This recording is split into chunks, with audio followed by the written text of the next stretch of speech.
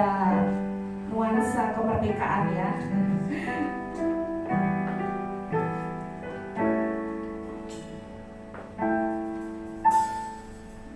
Aku Tuhan buat Indonesia,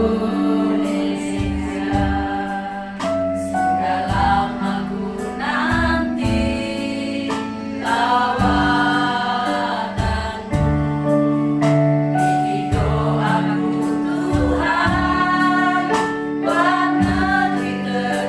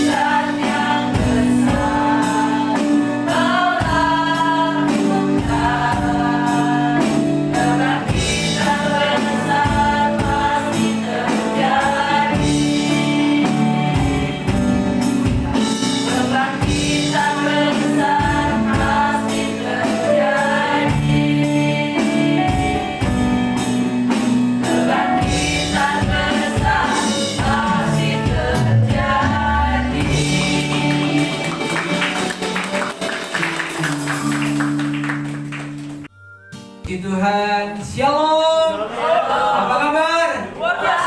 Luar biasa, puji Tuhan. Setelah sekian purnama, akhirnya saya boleh kembali lagi di tempat ini. Ya, puji Tuhan. Harusnya bulan lalu saya diundang, tapi mendekati hari-hari mendekati tanggal-tanggal di mana hambanya Bapak Hendy memberi tugas buat saya tidak bisa meninggalkan tugas yang Tuhan percayakan kepada saya karena ada satu pekerjaan yang memang sudah menjadi satu tanggung jawab bagi saya karena saat ini selain saya melayani di GBI Bogor, puji Tuhan, tahun yang lalu saat pandemi di tahun kedua saya diberi kepercayaan, Tuhan memberi berkat yang luar biasa karena saya naik kelas. Jadi setelah 20 tahun saya tidak naik kelas, akhirnya tahun ke-21 saya naik kelas. Tahu ya maksudnya ya? Pasti nggak tahu kan? Biar saya kasih tahu. Jadi 20 tahun saya nyaman sebagai guru taman kanak-kanak di Happy Holy Kids. Tahun ke-21 tiba-tiba pemimpin di sekolah datang, saya dipanggil, kemudian tiba-tiba saya disuruh ikut psikotes. Dalam hati saya, kayak nggak bosen-bosennya gitu ya psikotes gitu ya. Sementara saya orang yang terjun di dalam dunia psikotes gitu, pendampingan psikotes saya dampingin gitu kan. Tapi ini rupanya gini, saya terjebak dengan psikotes itu. Karena saya merasa saya tahu kalau psikotes begini, tapi ternyata psikotesnya beda gitu. Nah, akhirnya puji Tuhan karena kepercayaan, berkat dan anugerah itu saya lulus dari psikotes dan akhirnya ada satu SK yang turun. Ini ada 2 HP, nanti saya takut salah. Lumayan ini HP-nya kayaknya lebih mahal gitu, jadi gitu ya. Gitu. Nah akhirnya puji Tuhan bulan Juli 2021 saya diberi kepercayaan yang baru untuk menjadi kepala sekolah di Happy Holy Kids Cibinong. Jadi sekarang tugas saya Bogor Cibinong. Kalau ada yang lain ya keliling Indonesia masih tetap. Ya, puji Tuhan. Dan hari ini saya berdiri di depan jemaat-jemaat yang luar biasa. Saya terlalu percaya bahwa jemaat-jemaat inilah jemaat-jemaat pilihan Tuhan. Amin. Kalau saya boleh bertanya, berapa banyak jemaat di tempat ini yang tidak pernah mengalami pencobaan? Boleh angkat tangan? Oh, semua ada di dalam pencobaan semua. Karena begitu saya tanya langsung ini semua. Itu lihat kanan kiri, siapa tahu yang mau angkat tangan terus ikutan gitu. Kalau begitu saya ganti deh pertanyaannya. Siapa yang sering hidup dalam pencobaan? Sering, ada yang kata lo, gitu, sering ya, sering banget. Sering apa? Setiap hari. Oh, tiap hari. Luar biasa, itulah masalah hidupmu. Setiap hari. Pencobaan atau masalah? Pencobaan atau masalah? Dua-duanya. Jadi kayaknya memang dari semalam tapi nyiapin gitu ya. Berarti memang itu yang Tuhan taruh gitu ya. Sekali lagi ya ganti ya pertanyaan. Karena kalau udah mulai senyum begitu, karena dari tadi ya begitu saya datang gitu ya, hanya orang yang kenal saya aja, Shalom Kak Adi gitu ya. Begitu yang saya nggak kenal gitu. Kalau gitu kan. Apalagi mukanya kalau di dalam dunia psikologi itu kalau mulut sudah diginiin, hati-hati. Biasanya butuh sentuhan kaki tayang. Sekali lagi pertanyaannya, berapa banyak, atau dibalik ya, berapa banyak jemaat Tuhan di tempat ini yang tidak pernah mengalami masalah? Oh, pasti nggak ada yang angkat tangan, karena tadi udah ada yang angkat tangan. Dibalik, diganti.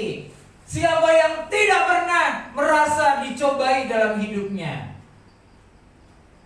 Oh, nggak ada juga. Ganti berarti. Salah saya catatannya, ganti dulu kan. Saya ambil pulpen dulu, catatannya salah nak ternyata. Wah, saya coret dulu. Pada saya ambil contekan. Ganti. Berapa banyak jemaat di tempat ini yang sering menang melawan pencobaan dan masalah? Kok ragu-ragu loh? Kenapa ragu-ragu? Sekali lagi ya. Berapa banyak jemaat di tempat ini yang sering menang dari masalah dan pencobaan? Gitu. Jadi kalau ditanya sesering apa pencobaan dan masalah, sering banget. Memang itulah ya manusia ya, pada dasarnya itu yang ada dalam kehidupan manusia. Tidak ada satupun yang sempurna. Amin. Karena itu mari kita belajar bersama-sama. Dan firman Tuhan tema hari ini yang saya mau sharekan, mau saya bagikan kepada kita semua, itu juga menjadi satu pengalaman hidup saya. Mari kita akan buka di dalam Injil Lukas pasalnya yang keempat, ayat yang pertama sampai dengan ayat yang ke-13. Menang atas pencobaan. Iya. Kita lihat di sana bagus, di sana biru. Oke, mari kita buka Injil Lukas pasal yang pertama, ayat yang pertama, pasal yang keempat, ayat yang pertama sampai dengan ayat yang ke-13. Seperti biasa, saya membaca ayat yang ganjil, Bapak Ibu, Saudara sekalian membaca ayat yang genap. Kita bersahut-sahutan ya. Sudah ketemu? Amin. Puji Tuhan. Injil Lukas pasal yang keempat, mulai ayat yang pertama. Pencobaan di padang gurun. Yesus yang penuh dengan Roh Kudus kembali dari sungai Yordan, lalu dibawa oleh Roh Kudus ke padang gurun. 2, 3. Di situ ia tinggal 40 hari lamanya dan dicobai iblis. Selama di situ ia tidak makan apa-apa dan setelah itu ia lapar. Lalu berkatalah iblis kepadanya, "Jika engkau anak Allah, suruhlah batu ini menjadi roti." Jawab Yesus kepadanya, "Ada tertulis, manusia hidup bukan dari roti saja." Kemudian ia membawa Yesus ke suatu tempat yang tinggi, dan dalam sekejap mata ia memperlihatkan kepadanya semua kerajaan dunia. Kata Yesus kepadanya, "Segala kuasa itu serta kemuliaannya akan kuberikan kepadamu, sebab semuanya itu dirasakan kepadaku, dan aku memberikannya kepada siapa saja yang kukehendaki." Jadi jikalau engkau menyembah aku, seluruhnya itu akan menjadi milikmu. Tetapi Yesus berkata kepadanya, "Ada tertulis, kau harus menyembah Tuhan Allahmu, dan hanya kepada Dia saja kau berbakti." Kemudian ia membawa Yesus ke Yerusalem dan menempatkan dia di hubungan bait Allah. Lalu berkata kepadanya, "Jika engkau anak Allah, jatuhkanlah dirimu dari sini ke bawah. Sebab ada tertulis mengenai engkau, Ia akan menyatakan kepada malaikatnya untuk melindungi engkau. Dan mereka akan menantang engkau di atas tangannya, supaya kakimu jangan terantuk kepada batu." Yesus menjawabnya katanya, "Ada firman, jangan engkau mencobai Tuhan Allahmu." Sesudah iblis mengakhiri semua pencobaan itu, ia mundur daripadanya dan menunggu waktu yang baik. Bapak Ibu yang dikasihi Tuhan, ada satu alasan kenapa saya memberikan tema menang dari pencobaan, menang atas pencobaan. Karena satu hal alasannya adalah di mana kita sebagai manusia, di sini sudah ada yang mulai bersayap, manusia-manusia bersayap, alias malaikat-malaikat. Yang penting jangan jadi malaikat pencabut nyawa aja ya. Karena saya ingat dulu waktu saya pelayanan di Tangerang, saya ini malaikat pencabut nyawa. Jadi setiap ada jemaat yang mulai sakit gitu kan, "Kak Adi, yuk kesini disuruh doain." Begitu didoain besoknya meninggal. Jadi dulu saya terkenal di Tangerang jadi malaikat pencabut nyawa. Makanya, "Ayo doain yang sakit." Saya kadang-kadang, "Aduh jangan-jangan nanti saya doain mati." Mati lagi, meninggal gitu kan. Tapi ya mungkin itu karunia ya kan, mungkin. Tapi saya bersyukur.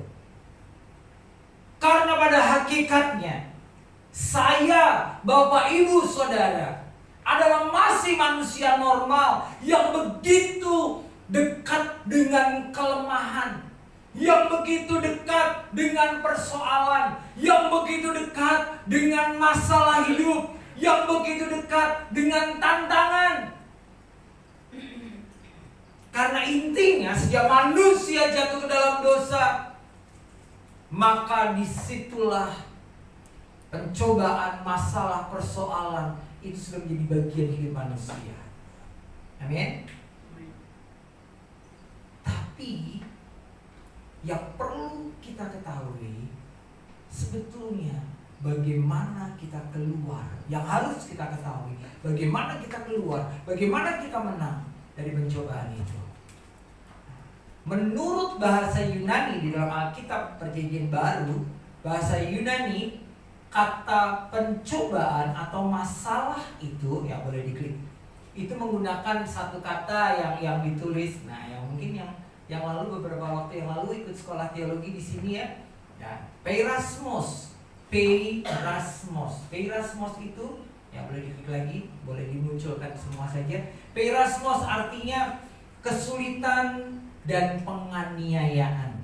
Nah, kesulitan dan penganiayaan dari siapa? Kesulitan dan penganiayaan yang datangnya dari luar hidup kita, yaitu dari siapa?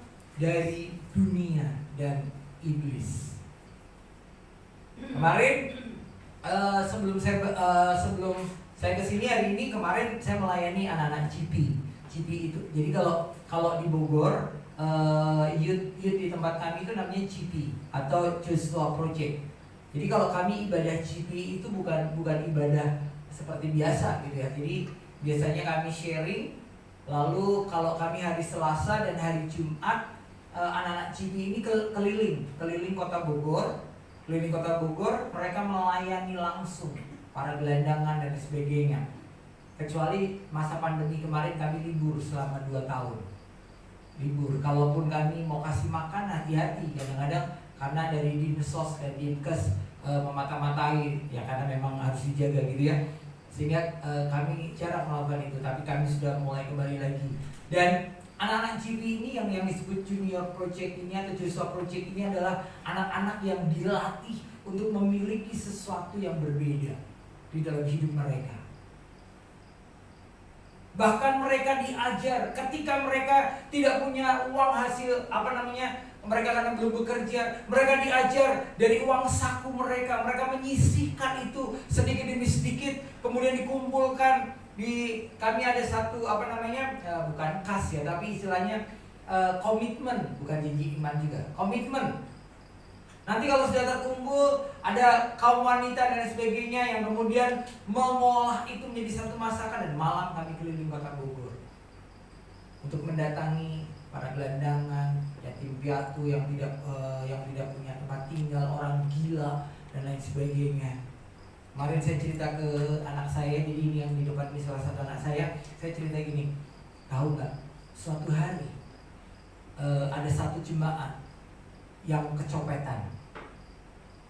Karena tahu bahwa yang dicopet ini adalah orang yang salah satunya adalah yang setiap Selasa atau Jumat ini keliling di Bogor untuk memberi makan.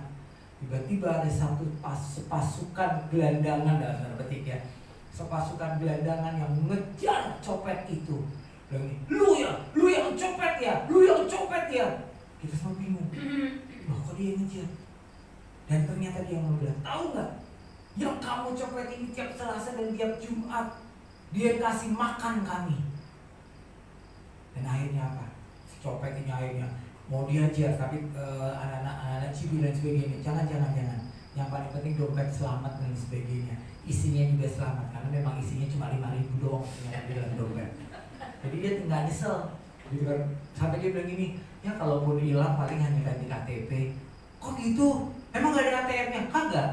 Nggak ada SIM-nya? Kagak ada duitnya? Ada. Berapa? 5.000. Tahu gitu tadi dibiarin. Kenapa kita teriak-teriak? Kita juga udah teriak-teriak, nyesel juga. Bedak juga lu ya, gitu kan? Tapi ada satu hal yang positif, jadi dampak positif yang dikerjakan sama anak CB ini. Dan kami berbicara tentang kemerdekaan. Waktu saya tanya, tidak boleh ada jawaban yang sama. Pokoknya sebelah kanan, sebelah kiri nggak boleh nyontek. Jadi misalnya, dia jawab ini, menurut kamu kemerdekaan itu apa? Oh bebas. Sebelahnya nggak boleh. Sama kayak yang ini nggak boleh. Harus dengan ide yang berbeda. Mereka sampai pusing, termasuk anak saya pusing. Nggak usah panjang-panjang. Dia jawabnya kan panjang lebar, maklum ya, baru wisuda. Jawabannya panjang, nggak usah panjang-panjang, satu kata aja. Tapi gitu dia langsung, iya Pi. Kenapa? Ketika kita berbicara tentang kemerdekaan, berbicara tentang kebebasan, berbicara tentang hak, berbicara tentang lepas dari belenggu, tapi pada hakikatnya manusia itu tidak bisa lepas dari semuanya itu. Makanya di dalam bahasa Yunani mengandung satu maksud. Pencobaan, masalah itu adalah kesulitan, tantangan, penganiayaan yang datang dari luar, yaitu dunia atau iblis. Tapi sebetulnya ada makna yang lebih dalam dari itu.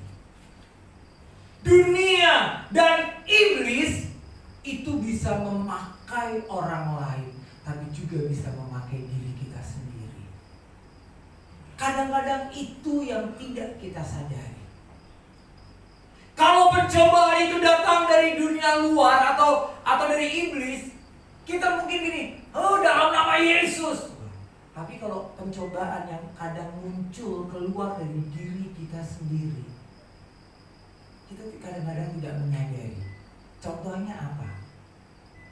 Contohnya masih ingat beberapa waktu yang lalu saya pernah khotbah di sini, saya menyaksikan bagaimana tahun 2016 atau 7 tahun yang lalu saya sudah hampir lewat. Karena apa? Saya mencobai diri saya sendiri. Waktunya istirahat, saya tidak istirahat. Waktu kalau makan bukan nunggu lapar, tapi nunggu ada makanan enak atau tidak. Akhirnya di satu titik, di satu waktu, ketika saya mau melayani satu seminar, pada itu seminar guru-guru taman kanak-kanak atau guru TK dan PAUD se-Jawa Barat. Jam 10 saya harus menyampaikan materi yang pertama, tapi jam 8:30 mata saya mulai berkunang-kunang. Dan memang perut saya sudah gak enak. Saya pikir hanya mah biasa. Saya pikir hanya asam lambung biasa. Jam 8:30 mata mulai berkunang-kunang. Jam 9 kurang tidak berkunang-kunang lagi, tapi mulai gelap.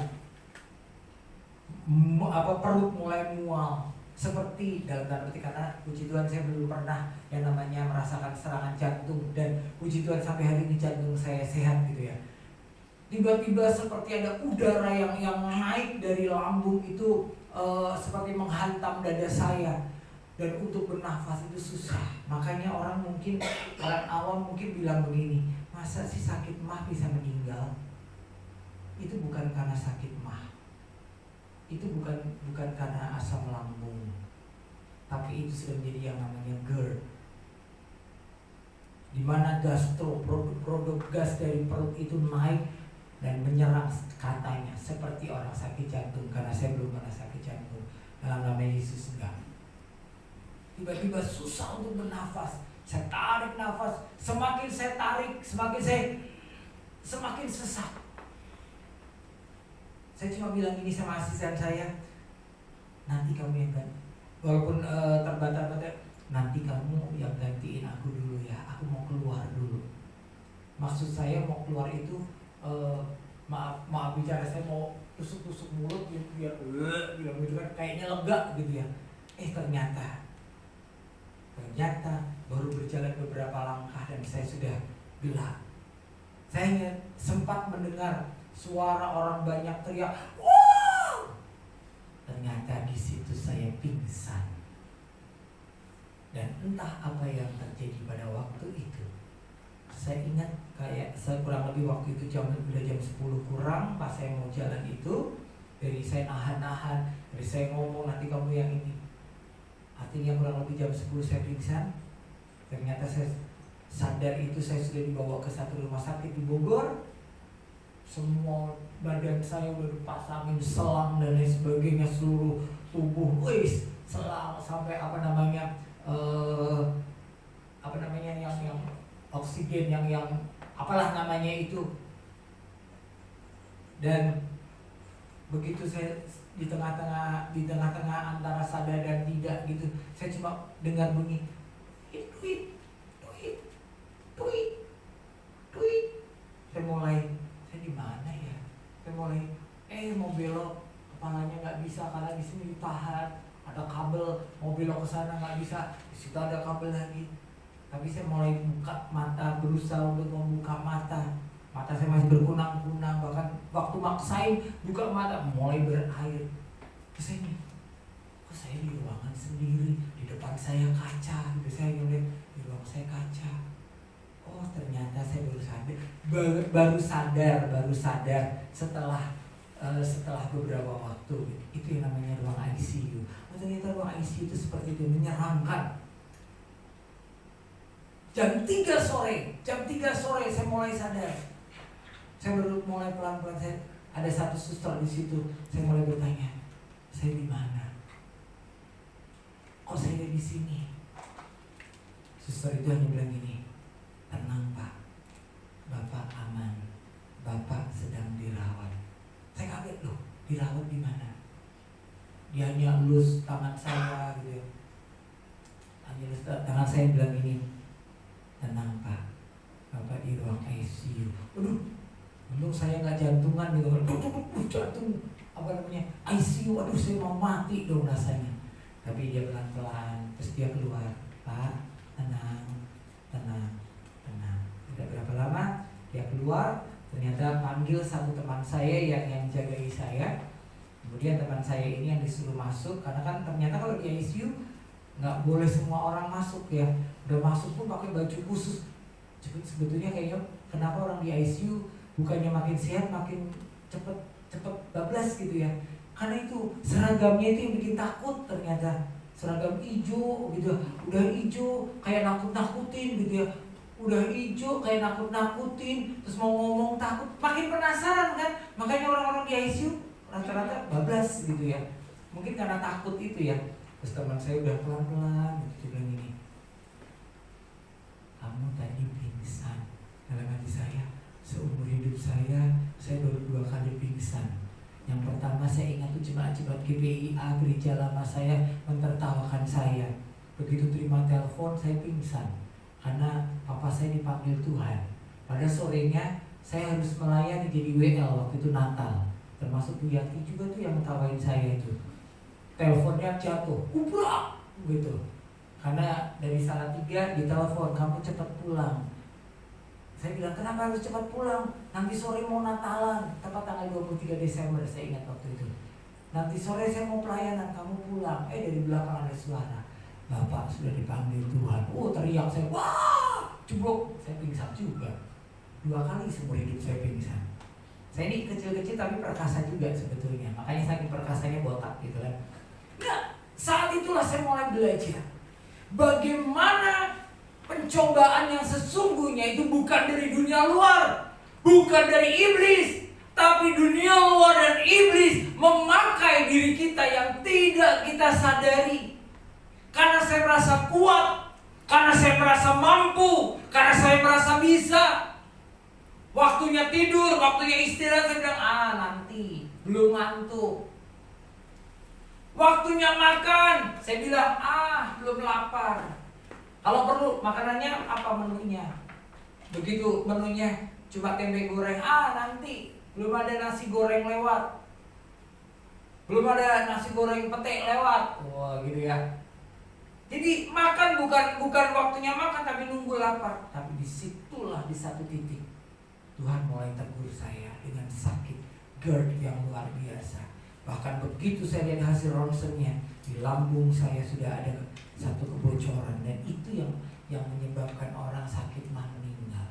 Jadi dari situ 15 hari saya dirawat di rumah sakit. Pas beberapa bulan kemudian saya diundang pelayanan, saya mampir ke sini, semua orang bilang ini, kok badan kamu kurus? Dalam hati saya, udahlah nggak usah nanya kurus, yang penting saya masih hidup. Sampai sekarang saya tidak mengejar untuk saya jadi pribadi yang gemuk gitu, tapi saya mengejar saya sehat. Karena itu paling penting, pencobaan. Sekarang, makanya sekarang saya mulai mencobai diri saya sendiri dengan apa? Dengan memposting makanan. Jadi kalau saya diajak makan atau apa, anak saya bilang gini, aku suka pamer-pamer gitu kan. Kapan diajak? Kemarin saya ajak dia. Ini salah satu yang papi posting nih. Babi mohyong. Wah, dia langsung habis. Saya belum habis, saya belum bersih loh, piringnya habis. Kuah-kuahnya sampai habis. Belum nih, hebat juga nih anakku nih. Makannya lebih banyak dari papinya. Yang nggak tahu. Oh, gitu ya? Udah tahu ya? Ya siapa sih yang ngajak? Oh, gitu. Nah, artinya bagaimana kita bisa keluar dari zona ini? Mari kita akan belajar bersama-sama bagaimana kita menjadi pribadi yang menang, yang bisa keluar dari tantangan, pribadi yang menang, yang keluar dari pencobaan. Yang pertama, mari kita membuka di dalam Amsal pasalnya yang keempat, ayat yang ke-23. Amsal pasal yang keempat, ayat yang ke-23. Yang sudah menemukan boleh dibaca dengan suara yang keras. Amsal pasal yang keempat, ayat yang ke-23.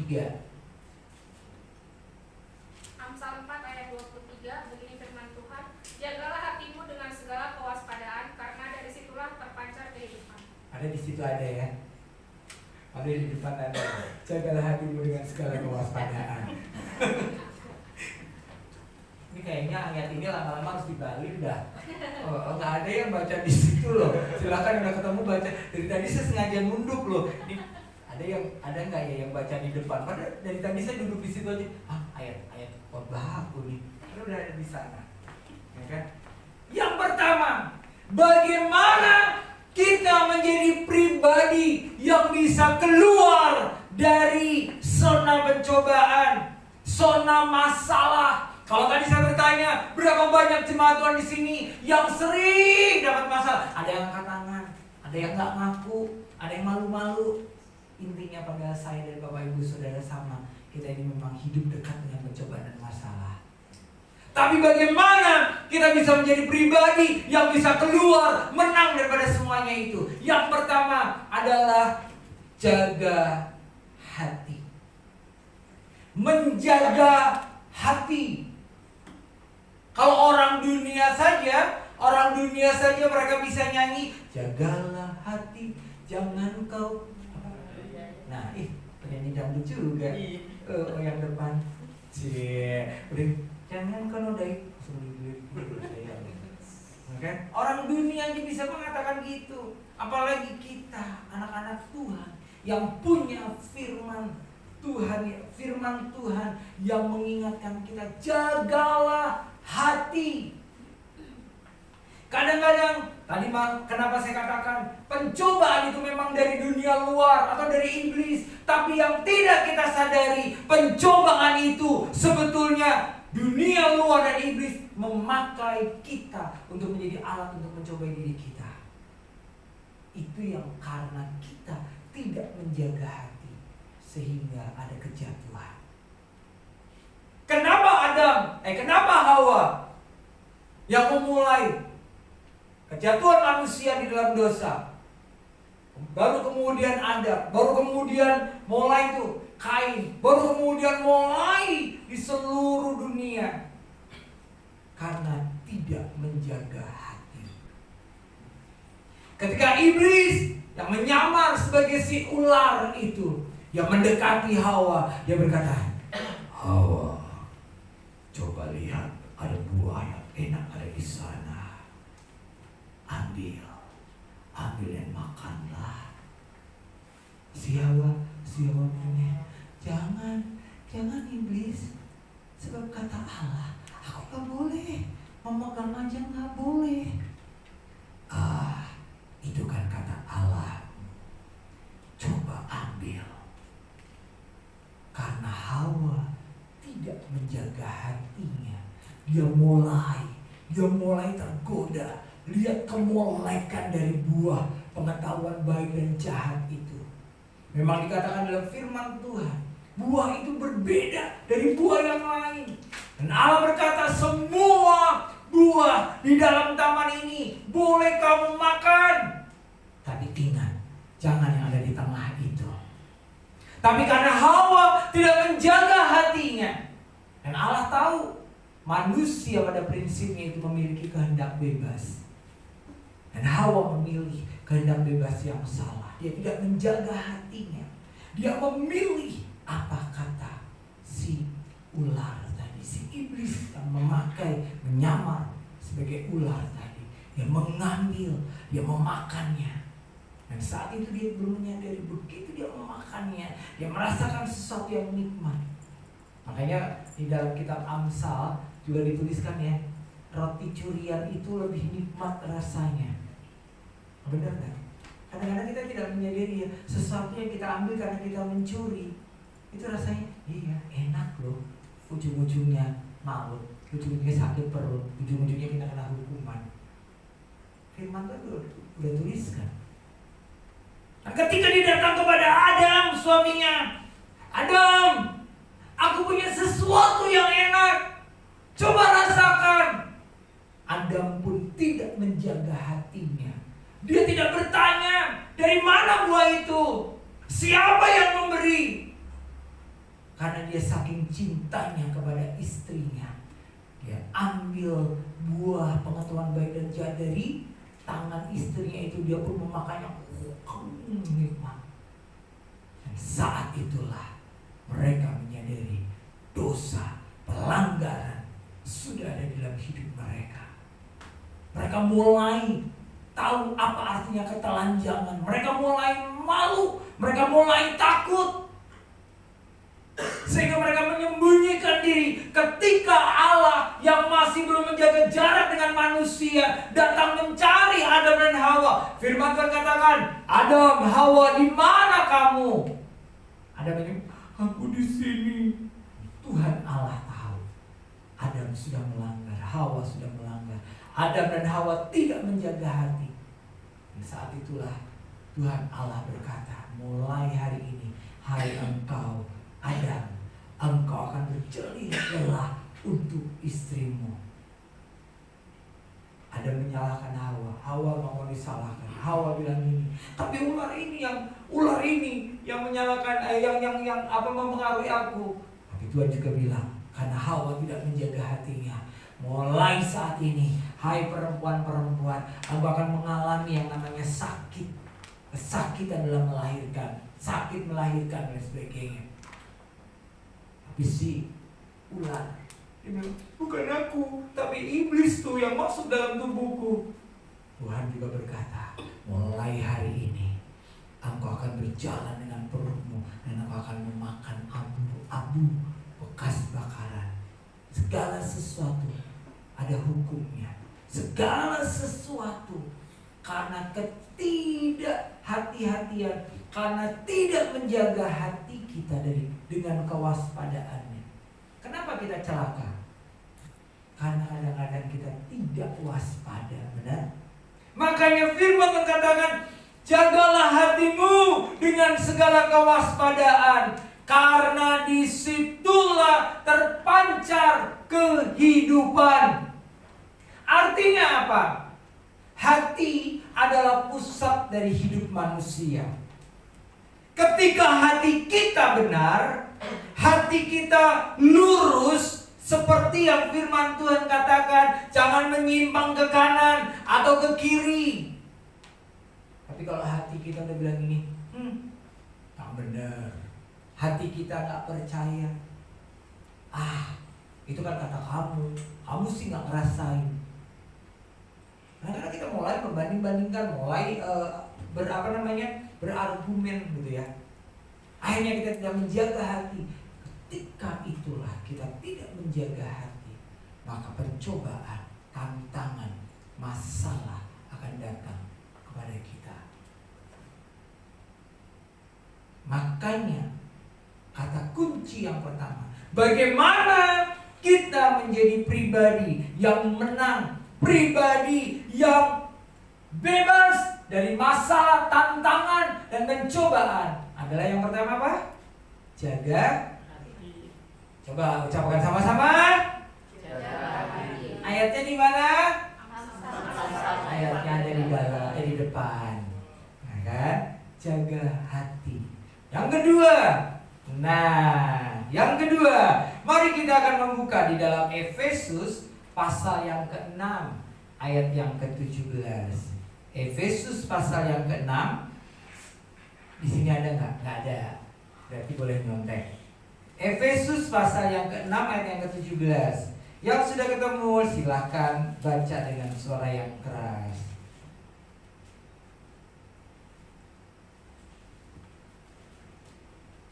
Belum ada yang ketemu? Ayat silakan apa? Pasal 6 ayat yang ke-17 firman Tuhan. Dan terimalah ketopong keselamatan dan pedang roh, yaitu firman Allah. Wes, puji Tuhan. Terima kasih. Dan terimalah ketopong keselamatan dan pedang roh, yaitu firman Allah. Yang pertama tadi apa? Kalau kita mau menang dari masalah, tantangan, pencobaan, yang pertama apa? Jaga hati. Yang kedua, memperkatakan firman Tuhan.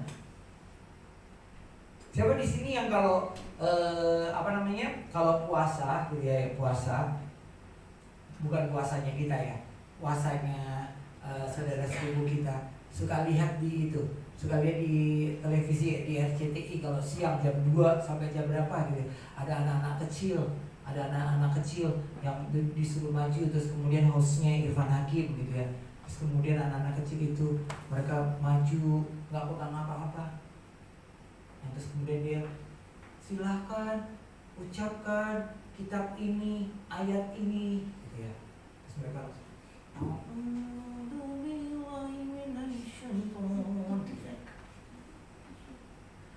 saya mau tanya, berapa banyak jemaat Tuhan di sini yang sudah hafal dari Kejadian sampai Wahyu? Angkat tangan. Nggak ada. Jangan marah sama saya cuma nanya loh. Si ibu itu tadi udah banyak masalah, sekarang marah sama saya. Saya padahal cuma nanya loh. Oh, tidak marah ya? Senyummu menarik hatiku. Digorok sampai suaminya nanti saya. Dibalik.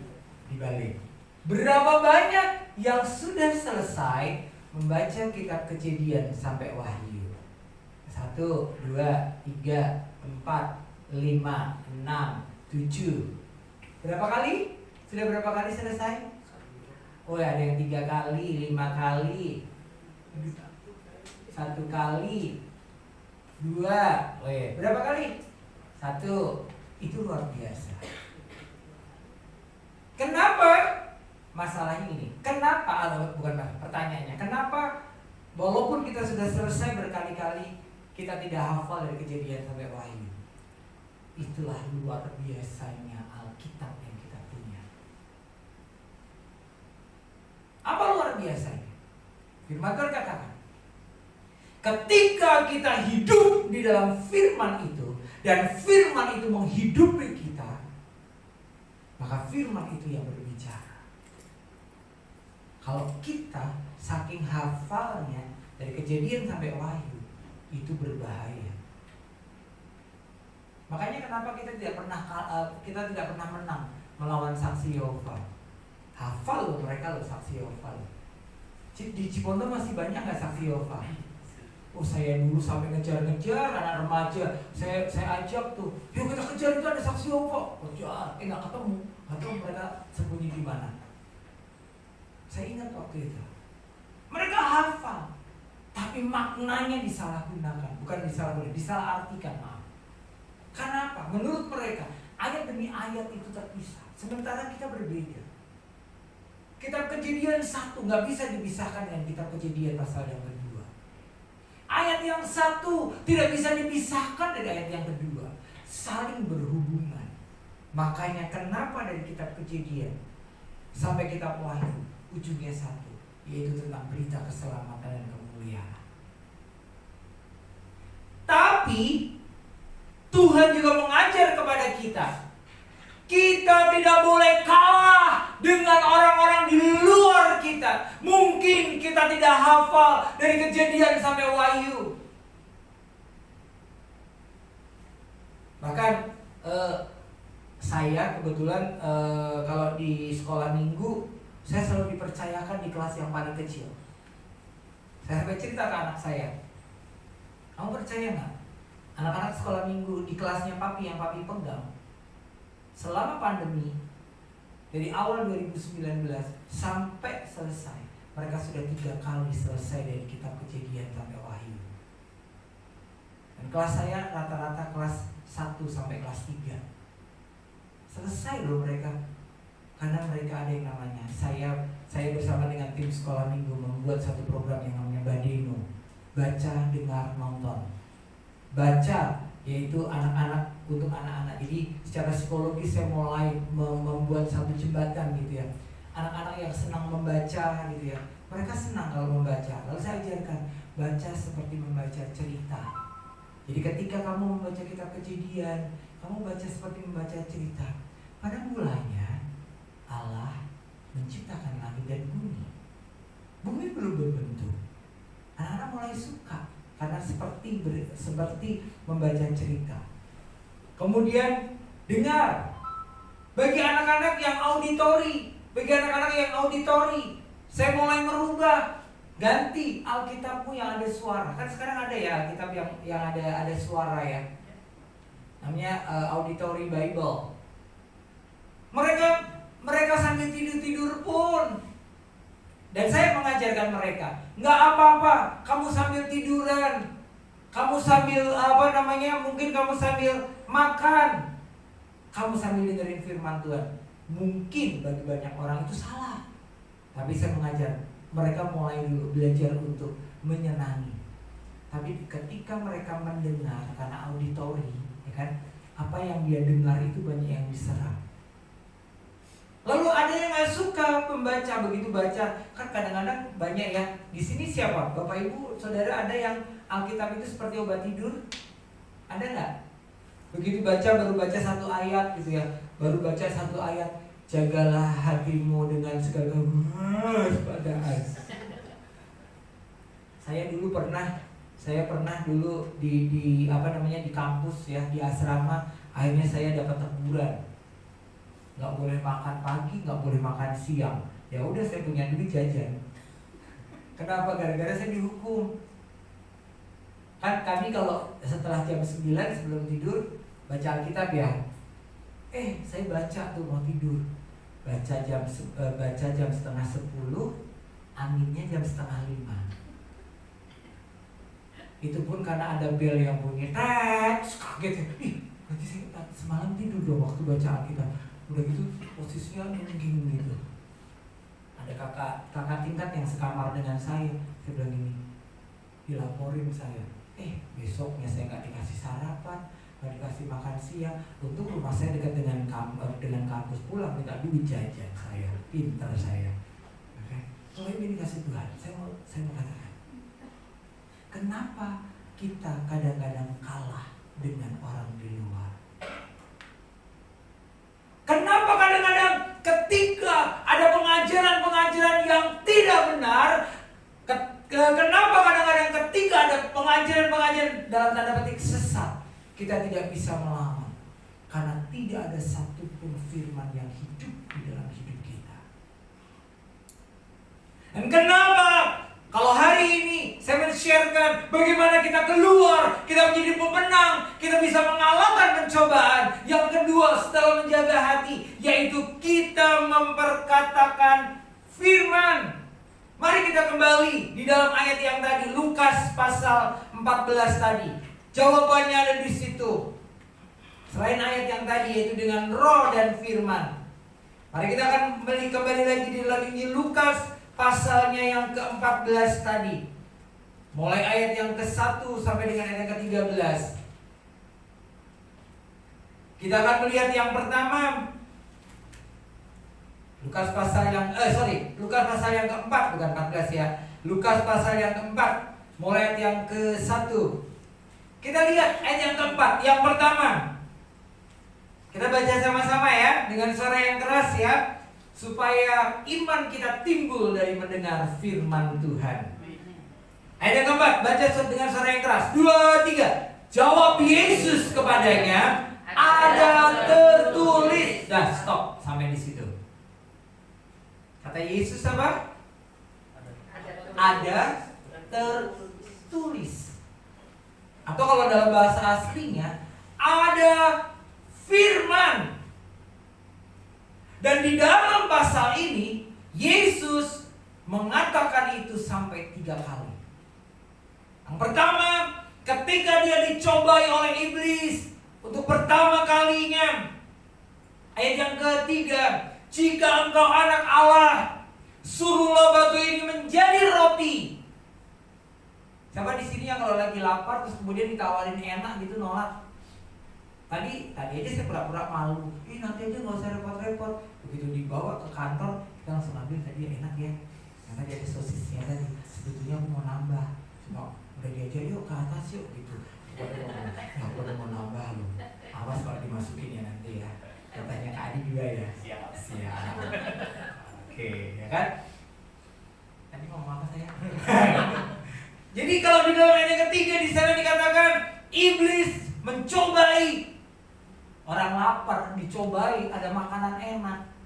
Apalagi dia tahu Tuhan bisa melakukan mujizat. Sebetulnya Tuhan bisa nggak, Bapak Ibu Saudara? Bisa. Tuhan Yesus bisa melakukan mujizat. Orang mati aja sembuh. Orang mati aja hidup. Kalau saya beda. Kalau saya orang buta berjalan, orang lumpuh melihat. Bingung kan? Mikir loh. Tahu nggak maksudnya? Kalau Kak Adi berdoa, orang buta berjalan, orang lumpuh melihat. Tahu nggak maksudnya? Pemain musik singers tadi, tahu nggak? Halo, singersnya. Pura-pura nggak ada Kak Adi loh. Tahu nggak maksudnya Kak Adi? Kalau Kak Adi tanya jawab. Kalau nggak dijawab ditanya terus. Tahu nggak maksudnya Kak Adi?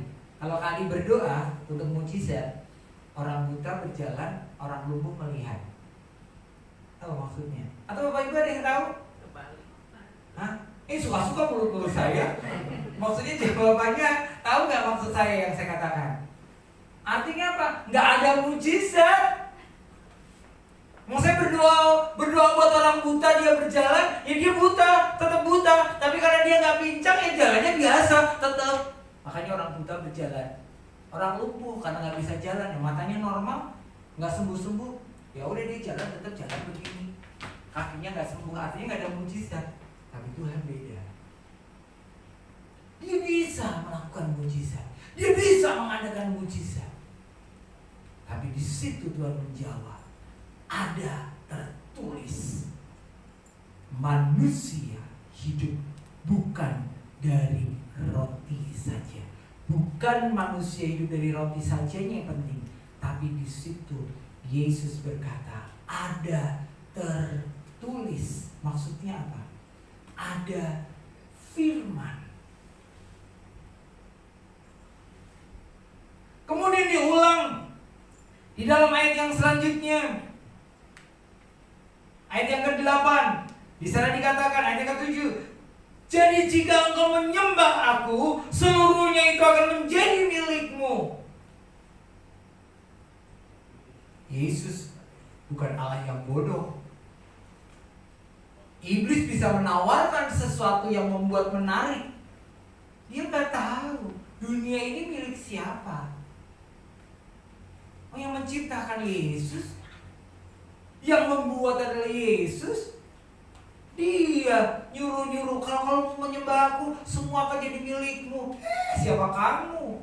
Makanya, tapi Yesus sudah menjawab seperti itu. Tapi ayat yang ke-8 di sana dikatakan, tetapi Yesus berkata kepadanya, yang kedua, apa kalimat yang pertama? Ada tulis, ada firman. Lalu yang ketiga, di dalam ayat yang selanjutnya, ayat yang ke-9 dan 10, ketika Yesus dibawa ke bumbungan bait Allah, iblis menyuruh, terjunkanlah dirimu, gak akan mati, gak akan luka. Malaikat-malaikat akan menantang kamu, sebab kamu adalah orang yang luar biasa. Yesus tahu. Kenapa aku nurutin kamu? Kalau aku nurutin kamu berarti aku kalah sama kamu. Tapi Yesus sudah menjawab seperti itu. Yesus menjawab ayat yang ke-10 dengan kalimat apa? 1, 2, 3. Kurang kencing jatuh saya. Kaget deh. Siapa sih ngagetin? Sekali lagi yang keras. Ada firman. Ada tertulis. Ini rahasianya.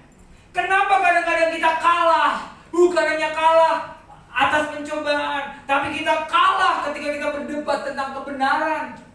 Karena kita tidak paham. Padahal sebetulnya di dalam seluruh Alkitab dari Kejadian sampai Wahyu sudah tertulis segala rencana, segala rancangan, segala hal yang Tuhan berkatakan atas kita. Kenapa kita bilang ini? Kenapa aku selalu dicobai ya? Nangis-nangis. Padahal firman Tuhan katakan apa? Katakan, ada tertulis. Pencobaan-pencobaan yang kamu alami kita ganti. Pencobaan-pencobaan yang aku alami tidak akan melebihi kekuatanku. Karena kadang-kadang kalau secara manusia ya, bahasa manusianya, antara kita lupa dan kita tidak tahu bahwa di Alkitab sudah dituliskan. Bahkan kita mungkin sering menyanyikan dengan satu pujian, bahkan W.L. Singer mengajak kita selalu mengajarkan atau mengajak kita, tiada yang mustahil bagi orang percaya. Tapi begitu ada masalah, Pak Hendi, Bu Yati datang ke rumah dong, doain aku. Benar gak? Padahal kita bisa katakan, ada tertulis.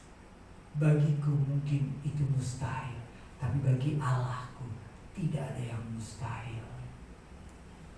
Dan saya ingat, makanya sampai hari ini saya masih belum bisa nyanyi. Kalaupun jemaat nyanyi lagu baru mau bilang ini udah merinding saya.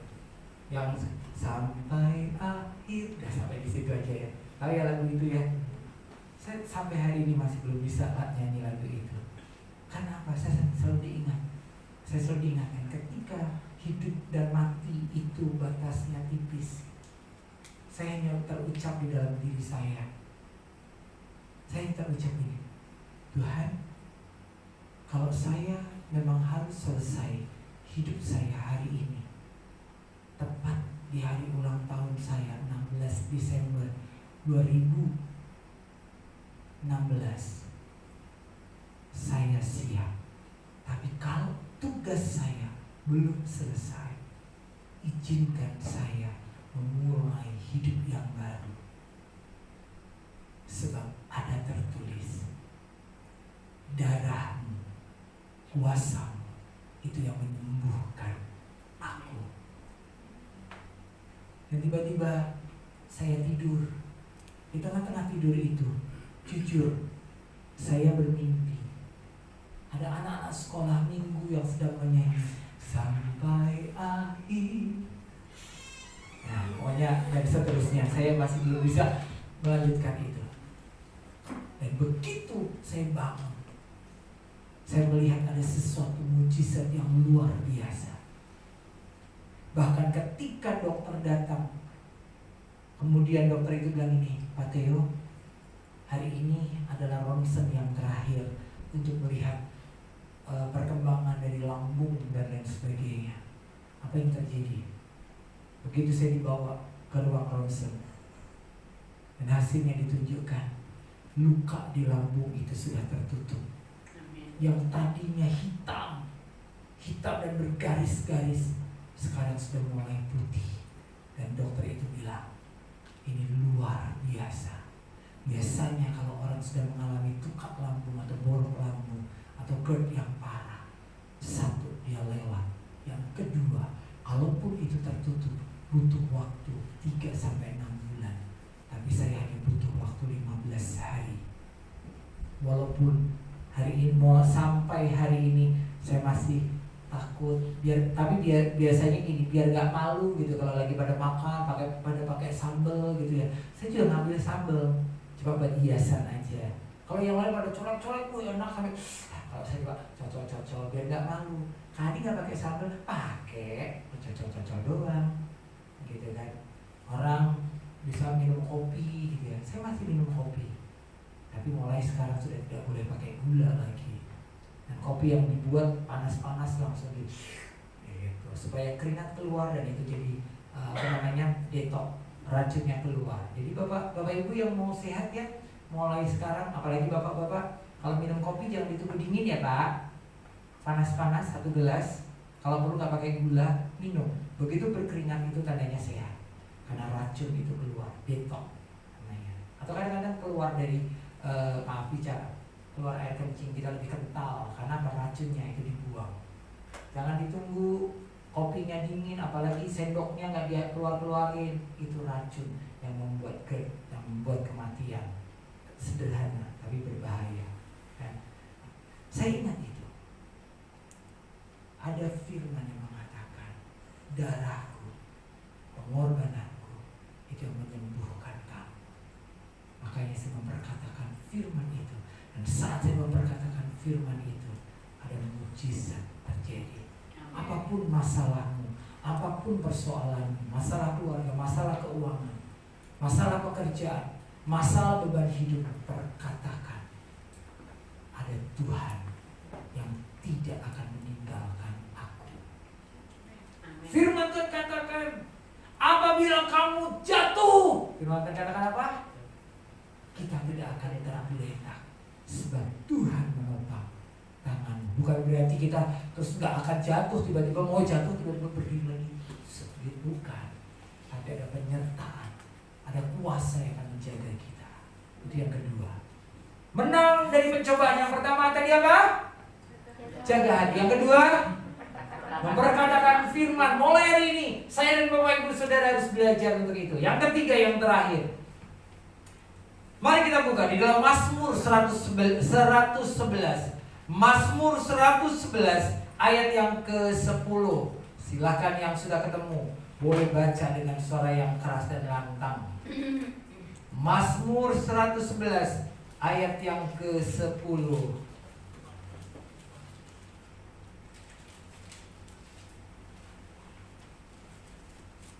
Mazmur 111 ayat 10. Permulaan hikmat adalah takut akan Tuhan. Semua orang yang melakukannya berakal budi yang baik. Puji-pujian kepadanya tetap untuk selamanya. Puji Tuhan. Bisa dikatakan permulaan hikmat adalah takut akan Tuhan.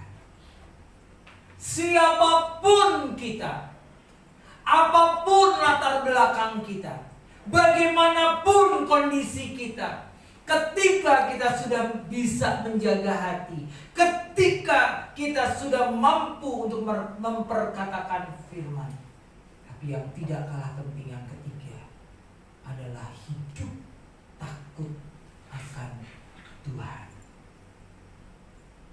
Karena apa? Di sana dikatakan semua orang yang melakukan disebut adalah orang yang berakal budi yang baik. Dan artinya kalau kita menjadi pribadi yang takut akan Tuhan, kita akan melakukan segala sesuatu seturut dengan apa yang diperkatakan oleh firman Tuhan. Dan kalau kita melakukan dengan seturut apa yang dituliskan, diperkatakan oleh firman Tuhan, maka kita akan menjadi pribadi yang sanggup untuk menjaga hati kita untuk seperti firman Tuhan katakan, jangan menyimpang ke kanan atau ke kiri, karena tanah yang kau injak akan menjadi milik pusakamu. Berkat bagi orang percaya itu bukan kita cari, tapi karena berkat itu sudah disediakan untuk kita. Tapi kita harus balik itu, berkat yang harus mengejar kita mencari orang-orang benar, umat pilihan Allah.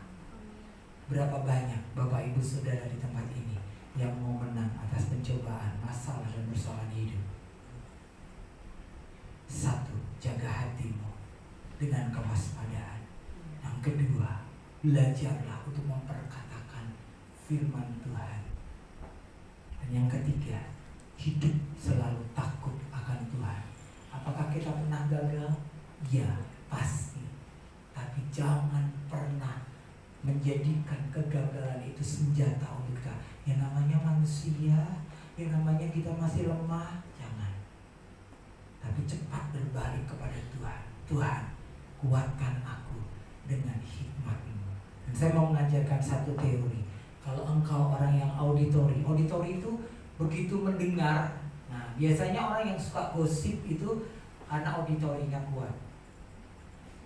Sekarang dibalik, jadilah auditori yang mendengar firman Tuhan. Dan ketika saya, Bapak Ibu Saudara, mendengar firman Tuhan dan menyimpan itu dalam hati kita, pelihara itu. Kemarin Pak Hedi bilang loh, firman Tuhan itu, di dalam firman Tuhan itu mengatakan, simpan itu. Belajar untuk memperkatakan. Yesus saja memperkatakan seperti ada tertulis. Yesus loh. Kita ini adalah umat ciptaan Tuhan yang lemah. Kalau kita memperkatakan itu dengan iman, pasti mujizat terjadi, pertolongan terjadi, berkat pemulihan itu terjadi, kuasa dinyatakan atas kita. Amin. Berapa banyak saya, Bapak Ibu Saudara umat ini yang rindu untuk mengalami itu. Saya tidak tahu apa persoalan Anda, masalah Anda, tapi saya percaya seperti yang firman Tuhan katakan, kita adalah bangsa yang terpilih, imamat yang rajani, bangsa yang kudus, umat kepunyaan Allah sendiri, yang tidak akan pernah kalah oleh maut, yang tidak akan pernah kalah oleh masalah, yang tidak akan pernah kalah oleh sakit penyakit, yang tidak pernah kalah oleh persoalan. Tapi kita akan menjadi orang yang penuh dengan kemuliaan Tuhan. Mari kita datang kepada Tuhan.